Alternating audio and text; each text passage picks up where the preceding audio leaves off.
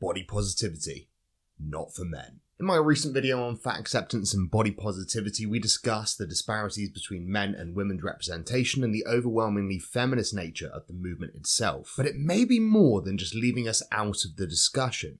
It appears the obesity inclusivity police may be after vengeance, not justice. This week, More Plates, More Dates shared a photo of two Daily Mail articles showing Leonardo DiCaprio and Amy Schumer both on the beach, both having a good time on a holiday, and the different ways in which these articles are reported, albeit clearly with the same template. Two disclaimers before we get going. Number one is that I do not regard the Daily Mail as a representation of the media sector. Second of all, I am not purely making this video because I dislike Amy Schumer. This is not necessarily about the people, even if they are disingenuous hacks of comedians. It's about how the media chooses to report on their appearance. Let's have a look at these two articles, shall we? The title of the Amy Schumer article is "She's No Train Wreck. Amy Schumer showcases her knockout figure in strapless bikini during Hawaii beach outing." I wouldn't call it a knockout, unless she's training for a heavyweight boxing match. She played a casual sex-loving drunkard in her breakout movie hit, but Amy Schumer proved she is far from a train wreck in real life, as she showcased her knockout bikini body as she went for a stroll on the beach in Hawaii on Saturday. The blonde beauty looked like she was loving the attention as she turned heads while going for a paddle in the tropical paradise of Oahu. Let me be the first to say that turning heads is not always a good thing. Yeah, sure, she looks like an average human being, about middle-aged, holding an average physique. Nothing special, nothing particularly, especially attractive about her to me. Obviously that's subjective. Maybe there's some weird teenage boy with a poster of Amy Schumer on his wall. Personally, I would check that boy into therapy as soon as possible. Amy Schumer's made some progress with her weight over the years, so, great that they're reporting more positively about her, I suppose, because I know that she was one of those people a bit like Jonah Hill, who was always sort of the fat person, or in fact, she should be known for being the talentless person. If you're offended by that, well, offense is subjective, and I was offended when I had to sit through her comedy special, so, we're even. Let's have a look at the way that they reported on Leonardo DiCaprio hitting the beach in a similar circumstance.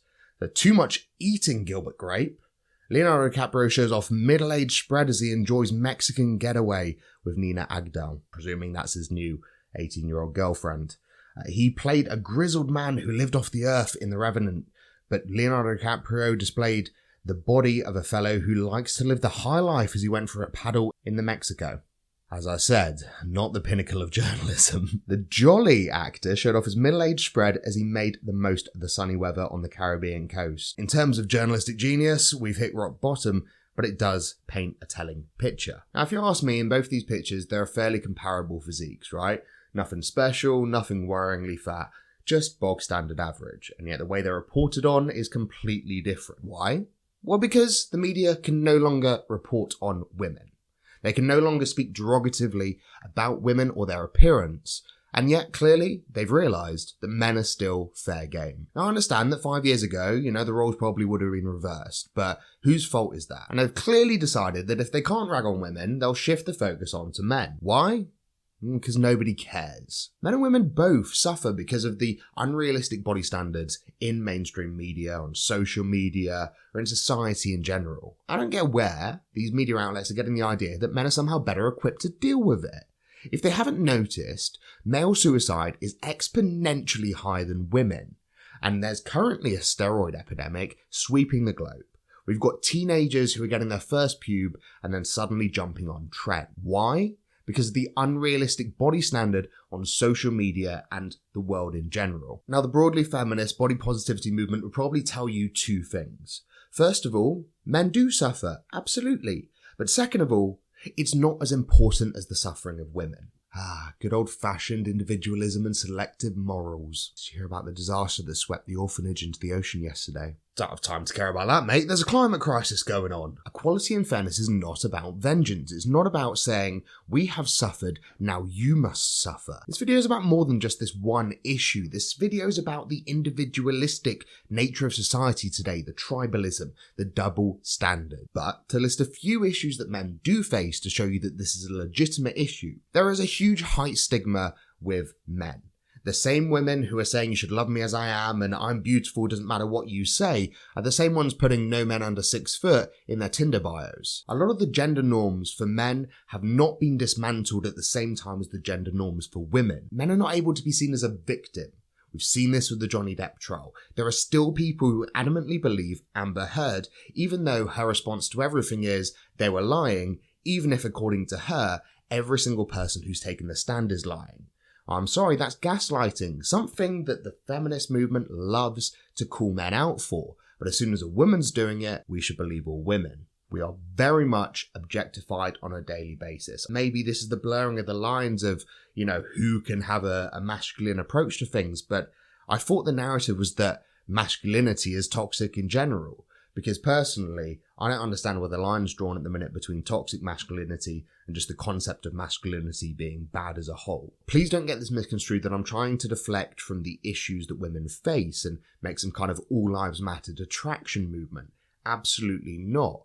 However, the effect on men is becoming apparent from the movement of society over the last few years. We've seen that Hollywood has tried to enter the debate of gender diversity and has very much latched onto this narrative. I wouldn't say that it's going all that well for them. They have taken the same approach as the Daily Mail. To build women up, we must tear men down. And if that resonated with women, maybe Marvel wouldn't be such a car crash in 2022. There are some absolutely valid reasons why this movement happened, why society started to focus on these issues. Hollywood was corrupt and full of men abusing their power with the Me Too movement, which really did spark all of this off. That was the first time that I can remember that trial by media became the norm. It's not enough to right the wrongs. There must be punishment. But who do you punish? Yes, the legal system has flaws, and absolutely it's not going to be able to serve justice to all of those who deserve it. However, as we've seen when you go outside of the legal system, as with what happened to Johnny Depp, sometimes it can go terribly wrong. Identity politics tears down a society. It means that you're going to make presumptions about who somebody is based off irrelevant factors. I don't know about you, but that reminds me of something. A certain tyrannical system that we've been trying to tear down. And yet, as with the body positivity movement, it seems like those who suffer due to these issues are almost always the first to rebuild them in their own image once they get to a position of power. Now, I understand that when there is some form of perceived oppression or there is a movement for equality, the initial gut instinct is to want to see justice and vengeance served upon those who committed the offence. However, not all men are those people. And the greatest minds, the people who have made the most significant changes to our society and righted the worst wrongs, all understood